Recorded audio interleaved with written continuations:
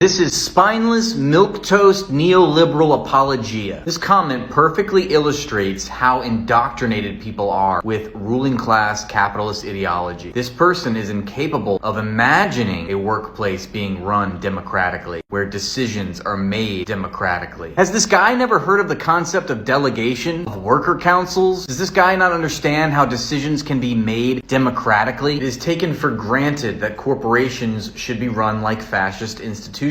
Everything that is as it should be. If a CEO or the board of directors determines that a business's profits should largely go to them, then who are we to argue with that? That seems legit. If a CEO or the board of directors determines that a CEO's salary should be 400 times that of the average worker, then who are we to argue with that? I'm sure that they're doing that of their own goodwill. We must accept uncritically how those in power say it should be. There must be top-down control, otherwise society would fall apart. It's the air that we breathe.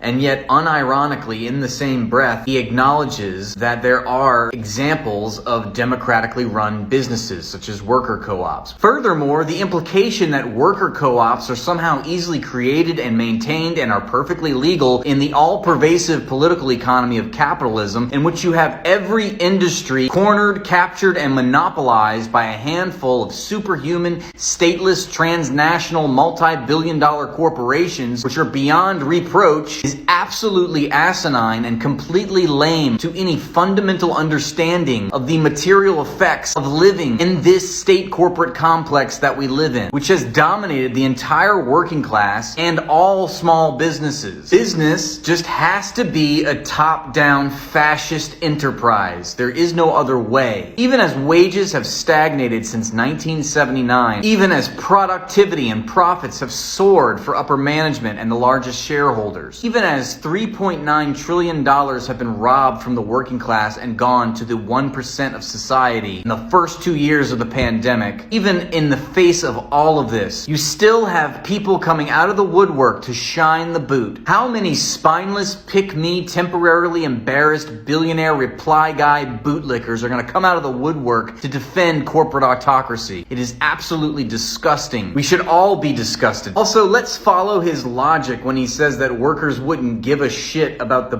business that they work for if it was run democratically. So he's saying that if workers collectively had more influence and control over the decisions that were made by the business that they work for, which directly affected them, they would somehow not give a shit about it. So if workers had control over the quality of their working conditions, if they had control over how much they were paid, if they had control over their standard of living, then no one would care. Workers wouldn't care about that. Explain that to me. How does that make sense? We love to think about democracy in theory. We love to espouse the virtues of democracy when we talk about our government. But to apply that same logic to a business is completely unfounded and out of the realm of possibility. Let's apply this logic to the government. We shouldn't have a democratically run government because no one would care about it. No one would give a shit. Do you think that sounds right? We don't have control over the government now and we deeply care.